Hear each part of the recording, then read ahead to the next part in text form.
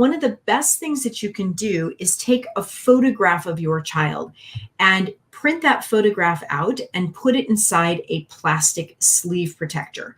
So if you have a photograph, get your child fully dressed for school one morning, and especially when we're going back to school, this is the perfect time. You can get that back to school, 3rd grade, 4th grade, 8th grade picture, whatever it is, and try to get a little bit of a side view so that the child can see the materials they need in their hands, their backpack, their coat on, their shoes tied, whatever it might be.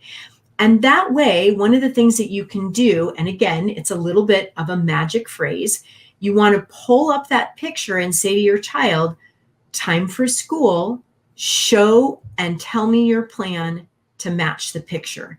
And that show word is very important because the show, again, encourages the student to actually show you with their body.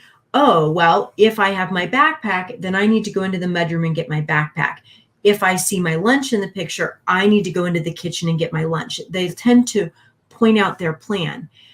Now, the reason why we love to put this inside a plastic sleeve protector is that we actually want this photograph to be dynamic and not static. We don't want a photograph to hang on the wall. We don't want it to become wallpaper, because the fact of the matter is every day you have a routine decision that you need to make. And a routine decision is getting dressed. And you all do that very easily. You know that means you put on undergarments and a top and a bottom and shoes, and you may or may not have outerwear and accessories. On top of that routine, you make a complex decision. Now, the complex decision is, well, what is the weather like today? Or what future event am I going to? And how will that change what I'm going to wear? How will I look the same but different in that photograph? So if you have a photograph of a child who's wearing a short sleeve t-shirt and shorts and sneakers, and we say, this is what you look like, but today it's raining, how will you look the same but different? Same but different is one of the number one ways we develop cognitive flexibility in our students with executive function skills.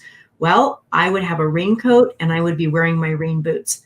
I might say to a student, gee, today when you go to school, you have your physical education, your PE class. How do you need to look the same but different? Oh, I really have to remember to wear comfortable leggings and long socks. So I'll look the same but different.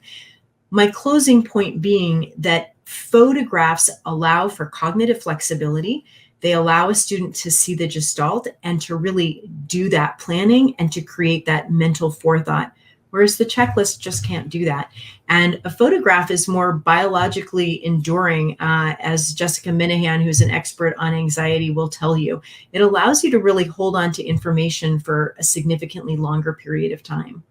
So it's a cool tool.